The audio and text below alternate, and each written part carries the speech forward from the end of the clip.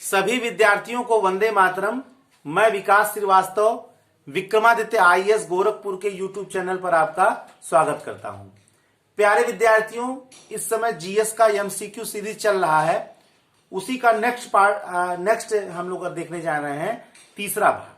ठीक है, तो हमने जैसा कि आपको पहले ही बताया है कि हमारे समस्त प्रश्न, मेरा मूल उद्देश्य इन प्रश्नों के अध्ययन के दौरान जो मेरा मूल उद्देश्य है वो यह नहीं है कि आपके ऊपर क्वेश्चन का अंबार कर दूं या क्वेश्चन का बौछार कर दूं या क्वेश्चन का आपके अंदर आपदा ला दूं। ऐसा मेरा उद्देश्य नहीं है। मेरा उद्देश्य है कि कम ही प्रश्न बताऊं लेकिन वो आपको समझ में आ जाए। और ज्ञान का निर्माण जैसे एक एक यूनिट से होता है, वैसे एक एक प्रश्न आपके ज्ञान के निर्माण में सहायक हो। केवल क्वेश्चन आंसर सीरीज का मतलब यह नहीं है कि आपको प्रश्न रटा दूं। मेरा उद्देश्य है कि आपको प्रश्न समझा दूं। जिस दिन आपका समझ विकसित हो जाएगा, देखिएगा आपके मानसिक जीवन में एक क्रांति आ जाएगी। तो एक क्रांति के रूप में इन प्रश्नों का अध्ययन आप करें और निश्चय ही आपको समझ विकसित करने में ये प्रश्न आपका पूरा सहयोग करेंगे। इन्हीं के साथ यह श्रृंखला मैं शुरू कर रहा हूं। नंबर 1 प्रश्न, दिल्ली भारत की राजधानी कब बनी? ये कोई साधारण प्रश्न नहीं है। दिल्ली भारत की राजधानी कब बनी? ठीक है ना। देखिए, ये तो आप पहले से ही जानते हैं कि ब्रिटिश काल में कलकत्ता को भारत की राजधानी के रूप में प्रारंभ में अंग्रेजों ने स्थापित किया था। क्योंकि अंग्रेजी शासन का प्रारंभ भी 1782 के युद्ध से ही हुआ था, 1757 के। तो ब्रिटिश साम्राज्य की नींव ही कलकत्ता में पड़ी थी। तो जाहिर सी बात है उनका प्रारंभिक शासन व्यवस्था तो बंगाल से ही था। लेकिन जब ब्रिटिश साम्राज्य पूरे भारत में फैल गया तो राजधानी बनाया गया दिल्ली को। और वह राजधानी कब बनी? 1912 में। यानी ऑप्शन जो इसका सी है वो सही है, 1912, 1912 में। क्योंकि 11 के जॉर्ज पंचम के दिल्ली दरबार में यह घोषणा किया गया कि अब कलकत्ता राजधानी नहीं रहेगा, बल्कि अब राजधानी क्या होगा? दिल्ली होगा। जॉर्ज पंचम के दरबार में, जो दिल्ली का दरबार 1911 वाला हुआ था, उसी में इसको निर्धारित किया गया था। ठीक है ना। तो ये था गवर्नर जनरल लॉर्ड हार्डिंग द्वितीय का काल था ये। तो लॉर्ड हार्डिंग द्वितीय के काल में 1912 में भारत की राजधानी कलकत्ता से दिल्ली स्थानांतरित हो गई। ये एक इंपॉर्टेंट प्रश्न है और इसके पीछे की कथा मैंने बता दिया, जॉर्ज पंचम के ही काल में। क्योंकि मांग बहुत दिनों से, बंगाल तो एक पूर्वी इलाका हो रहा था, कलकत्ता पूर्वी इलाका का केंद्र होता, उससे पूरे भारत में तो एक केंद्रीय भाग की जरूरत थी। और दिल्ली का तो जाहिर सी बात है पहले से ही बड़ा मान था। इंद्रप्रस्थ के रूप में इसको पांडवों ने बसाया था। फिर तोमरों ने ढिल्लिका के रूप में इसकी स्थापना की थी। तो दिल्ली एक केंद्र के रूप में चल रहा था। दिल्ली सल्तनत भी स्थापित हुआ था। तो चाहे वो मध्यकाल हो, चाहे उसके पहले की काल हो, दिल्ली का शासन शुरू से चल रहा था। इसीलिए अंग्रेजों को लगा कि दिल्ली को राजधानी बनाया जाना चाहिए और उन्होंने ऐसा ही किया 1912 में। नेक्स्ट प्रश्न है, विश्व की सबसे चौड़ी नदी कौन है? अब चौड़ी का मतलब यहां क्या हुआ? जिसका अपवाह क्षेत्र ज्यादा हो, खूब फैलाव ज्यादा हो। लंबी की बात नहीं करो, लंबी बोलूंगा तुरंत आप नील उत्तर बता देंगे। तो देखिए, प्रश्न हमारे यहां लेने का मूल मंतव्य है कि आप ज्यादा प्रश्न जान सके। केवल क्वेश्चन आंसर लिख देना नहीं है, मैंने पहले आपको बताया था, वो मैं बता भी नहीं रहा हूं उस तरह से। विश्व की सबसे चौड़ी नदी कौन है? तो ऑप्शन देख लीजिए, नील नदी, गंगा नदी, हुआंगो नदी और अमेजन नदी। तो इसमें जो सही उत्तर है वो है अमेजन नदी। दक्षिण अमेरिका महाद्वीप में बहने वाली, ब्राजील में बहने वाली अमेजन नदी विश्व की सबसे चौड़ी नदी है, या जिसका अपवाह क्षेत्र सबसे ज्यादा, फैलाव बहुत ज्यादा है। आपको जान के आश्चर्य होगा, अमेजन में 1000 नदियां, छोटी बड़ी नदियां आकर मिलती हैं। इतना बड़ा पॉइंट, 1000 लगभग नदियां। ब्राजील में बहने वाली अमेजन नदी विश्व की सबसे चौड़ी नदी है, लगभग 1000 नदियां आकर इसमें मिलती हैं। ठीक है ना। तो अपवाह क्षेत्र के रूप में विश्व की सबसे बड़ी नदी जो है, विश्व की सबसे चौड़ी नदी किसको माना जाता है?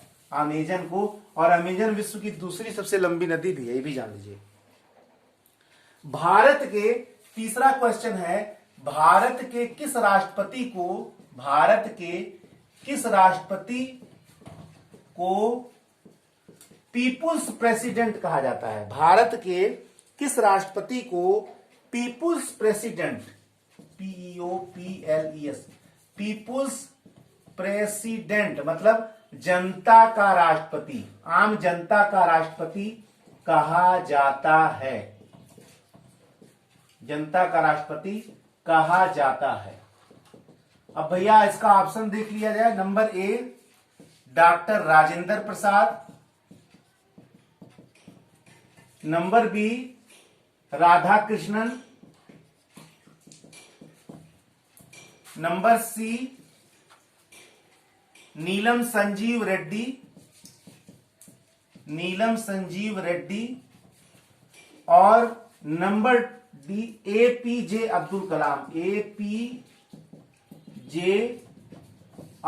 कलाम।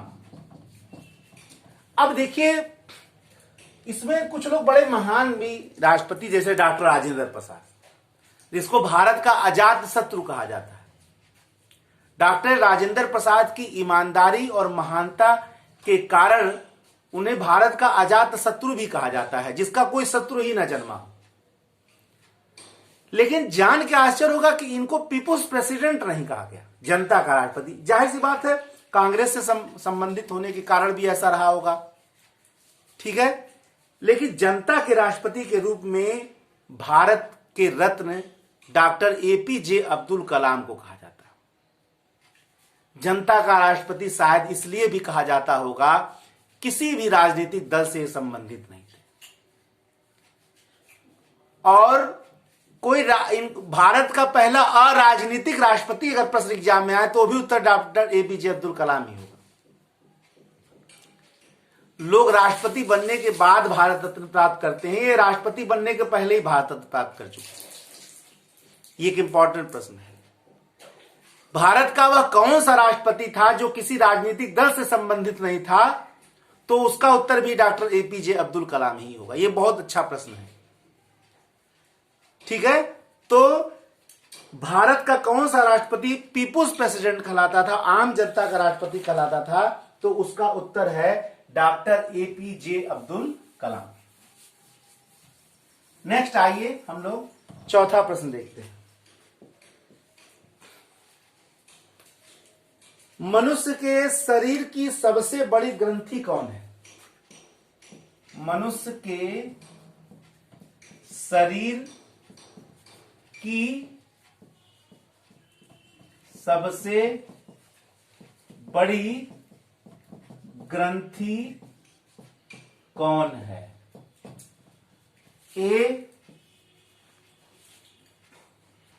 ए पित्ताशय, बी यकृत यानी लीवर, सी अग्नाशय यानी पैंक्रियाज, डी मस्तिष्क।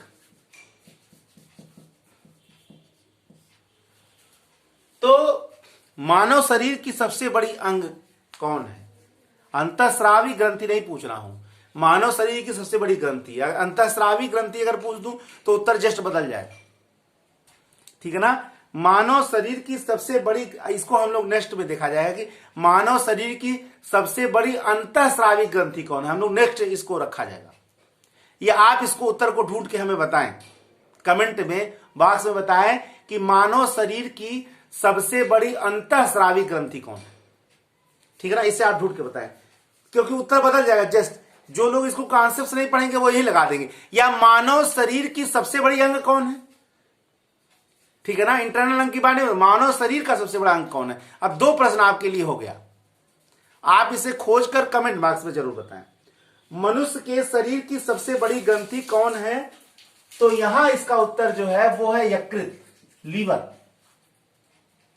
लीवर मानव शरीर की सबसे बड़ी ग्रंथि मानी जाती है, ठीक है ना, क्योंकि लीवर बहुत सारे काम करते हैं, टॉक्सिफाइड करता पूरे शरीर को, अमोनिया को यूरिया के रूप में बदलने का काम भी यही करता है, यकृत ही करता है। बहुत सारी पाचन क्रियाओं में भी लीवर का ही कार्य है और इसका आकार बहुत बड़ा है। यही कारण है कि लीवर को मानव शरीर की सबसे बड़ी ग्रंथि के रूप में जाना जाता है। नेक्स्ट हम लोग प्रश्न लिया जाए 5वां।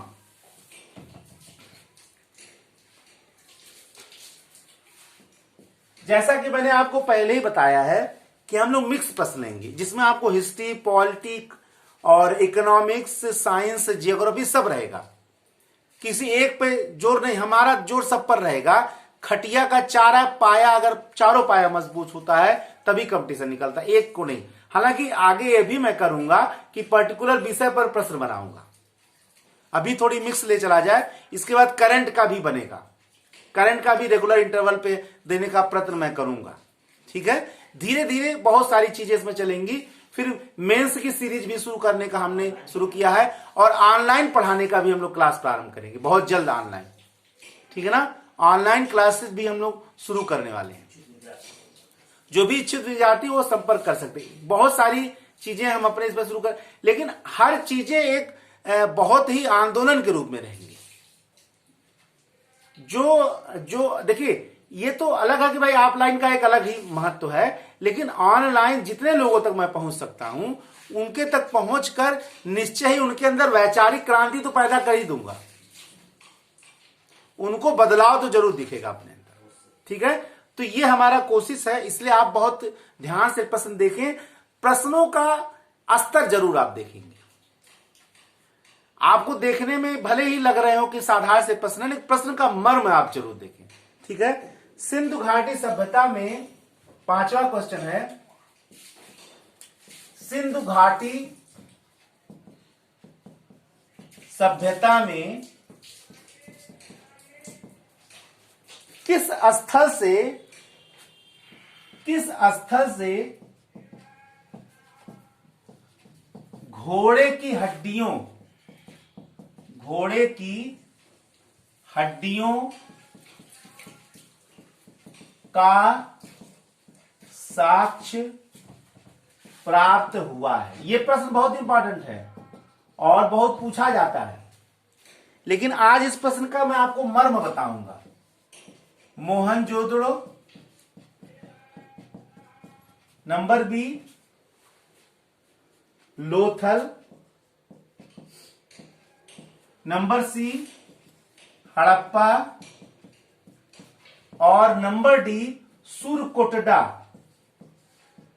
अब जो लोग इस प्रश्न का उत्तर जानते हो तुरंत बता देंगे सुरकोटडा, लेकिन इस प्रश्न का मूल मर्म क्या है कि हम घोड़े की हड्डियों को इतना ज्यादा महत्व क्यों दे रहे हैं। भाई मध्यकाल में, प्राचीन काल में घोड़े की हड्डियां बहुत ज्यादा मिलती थी। फिर सिंधु घाटी सभ्यता में कौन सा आपदा आ गया कि यह एक प्रश्न बन गया और बहुत चर्चित प्रश्न बन गया। आपदा यह है कि घोड़ा संस्कृति के रूप में एक प्रमुख जानवर, एक प्रमुख युद्धक जानवर के रूप में वैदिक काल के लिए जाना जाता है, न कि सिंधु घाटी सभ्यता के लिए जाना जाता है। और आज तक तो यह भी नहीं निश्चित हो पाया है कि क्या घोड़ा सिंधु घाटी सभ्यता के काल में पालतू जानवर था या नहीं, यह भी नहीं सिद्ध हो पाया अभी तक। तो घोड़े की हड्डी मिलना एक आश्चर्य की बात हुई नहीं हुई, एक महत्वपूर्ण बात होगी ना। आपदा इसलिए नहीं आ गया कि घोड़े की हड्डी मिल गई, घोड़े की हड्डी बहुत मिली, लेकिन सिंधु घाटी सभ्यता में क्यों? क्योंकि सिंधु घाटी सभ्यता में आज तक इसकी अनुमान ही नहीं लग पाया है कि सिंधु घाटी सभ्यता में क्या उसको पालतू जानवर बनाया जा चुका था, यह नहीं क्लियर हो पाया। इसीलिए घोड़े की हड्डी मिलना एक इंपॉर्टेंट साक्ष्य के रूप में है। कहां? सिंधु घाटी सभ्यता में। ठीक है ना? तो सिंधु घाटी सभ्यता में, और यह मिला कहां से है? सुरकोटडा। सुरकोटडा है कहां? कच्छ, गुजरात। गुजरात के कच्छ इलाके में स्थित सुरकोटडा से घोड़े की साबुत हड्डियां मिली हैं। बहुत लोगों के मन में एक और प्रश्न आ रहा होगा कि मोहनजोदड़ो से मिला, तो उनके लिए आज जान लीजिए कि मोहनजोदड़ो से घोड़े की मृण मूर्तियां मिली है। मृण माने मिट्टी की मूर्तियां मिली है, ना कि घोड़े की हड्डी साबुत मिली है। ठीक है ना? लोथल से जबड़ा मिला है। तो कहने का मतलब यह है कि घोड़े की हड्डियां एक इंपॉर्टेंट साक्ष्य इसलिए बन जाता है, क्यों? क्योंकि घोड़े का जो पालना था या घोड़े का जो पालन था अभी पूर्ण रूप से, या घोड़ा उनके संस्कृति का, सैंधव सभ्यता के संस्कृति का एक महत्वपूर्ण अंग था या नहीं, ये एक महत्वपूर्ण प्रश्न है। यही कारण है कि इसकी महत्ता बढ़ जाती है। नेक्स्ट हम लोग छठा प्रश्न जरा देख लेते हैं। 6 प्रश्न, भारत का पर प्रथम मुस्लिम आक्रमण किस रूप में हुआ? भारत पर प्रथम मुस्लिम आक्रमण, भारत पर प्रथम मुस्लिम आक्रमण किस रूप में हुआ? आप देखिए प्रश्न कितना सारगर्भित है। किस रूप में हुआ? नंबर ए तुर्क, नंबर बी अरबी, नंबर सी ईरानी, और नंबर डी मुगल। आए तो मुस्लिम ही, लेकिन किस वर्ग से संबंधित थे? क्या वे तुर्क थे? क्या वे अरबी थे? क्या वे ईरानी थे? क्या वे मुगल थे? ये बहुत इंपॉर्टेंट प्रश्न है। ये प्रश्न अपने अंदर बहुत ही सारगर्भित है और बहुत चीजों को अपने अंदर समाहित किए हुए है। तो जब एग्जाम में ऐसे प्रश्न आते हैं तो आपको बहुत सरल मान के तत्काल टिक नहीं लगाना चाहिए। जब देखें एग्जाम में कठिन प्रश्न से ज्यादा आपको सरल प्रश्न पर सतर्क होना रहता है। कठिन प्रश्न अगर गलत हो जाए तो वो आपको एग्जाम से बाहर नहीं कर सकता है, लेकिन अगर सरल प्रश्न एग्जाम में गलत हो गए तो आप जान लीजिए कि भाग ही गड़बड़ है कुछ। और हमेशा याद रखिए कि एग्जामिनेशन में हमेशा सिलेक्शन सरल प्रश्न ही करवाते हैं। कठिन तो सबके लिए कठिन है। बहुत भ्रम है विद्यार्थियों में व्याप्त है कि कठिन प्रश्न हम करेंगे तभी एग्जामिनेशन बीट करेंगे। नहीं, सरल प्रश्न आपके नहीं गलत होने चाहिए। तो सरल प्रश्न जब भी एग्जाम में आए तो आप वहां चूकिए नहीं, थोड़ी देर स्थिर हो जाइए और स्थिर होकर कोशिश करिए कि 100% वो सही हो। तो भारत पर प्रथम अरबी आक्रमण, प्रथम मुस्लिम आक्रमण का आपको देखना है तो किसका था? 711-12 में सिंध पर मोहम्मद बिन कासिम का। मोहम्मद बिन कासिम का 711-12 पर जो आक्रमण हुआ था और उसने सिंध का विजय कर लिया था, तो उसके इसी आक्रमण को भारत पर, हालांकि इसके पहले भी 2 आक्रमण थे लेकिन वो भी अरबी आक्रमण के रूप में थे। तो आपको ऐसे प्रश्नों के लिए थोड़ी सा बैकग्राउंड में जाना पड़ता है, इतिहास में जाना पड़ता है। आप इसको कैसे जोड़ रहे हैं कि भाई भारत पर जो पहला सफल मुस्लिम आक्रमण था वो मोहम्मद बिन कासिम का था, पहला सफल आक्रमण, क्योंकि मोहम्मद बिन कासिम ने सिंध पर आक्रमण किया। अब वो एक अलग कहानी है कि सिंध पर जीता कैसे, वो उसकी वीरता की वजह से नहीं जीता, वो भारतीयों के कुछ गद्दारी की वजह से जीता। ये मैंने कहानी बताया भी है। जब भारत पर, हमारे चैनल पर आप देखेंगे भारत पर मुस्लिम मध्यकाल में विदेशी आक्रमण, तो आप उसमें देखेंगे पूरी कथा मैंने सुनाई है वहां पे। ठीक है, तो हम पहुंच गए मोहम्मद बिन कासिम। मोहम्मद बिन कासिम अरबी था, तो भारत पर जो प्रथम मुस्लिम आक्रमण था वो अरबी के रूप में हुआ। फिर उसके बाद तुर्क आए, फिर तुर्की के रूप में हुआ, क्योंकि अरबों के बाद अरब भी बस सिंध तक ही पहुंच पाए, लेकिन पूरे भारत में इस मुस्लिम सत्ता को पहुंचाने का काम किया तुर्कों ने। अपने तो तुर्कों ने पूरे विश्व में इस्लाम को फैलाया। ठीक है ना, क्योंकि वो आक्रमणकारी थे। क्योंकि वे लड़ाकू थे, योद्धा जाति थे। यही कारण है कि इस्लाम को पूरे विश्व में फैलाने का सबसे महत्वपूर्ण कार्य किसने किया? तुर्कों ने किया। लेकिन यहां जो उत्तर है अरबी है, मोहम्मद बिन कासिम के रूप में पहला सफल आक्रमण अरबी आक्रमण था। ठीक है ना? तो ये आज का यहां कंप्लीट होता है। नेक्स्ट सीरीज में हम नेक्स्ट महत्वपूर्ण प्रश्नों को लेकर उपस्थित होंगे। तब तक के लिए जय हिंद, जय भारत, वंदे मातरम, धन्यवाद।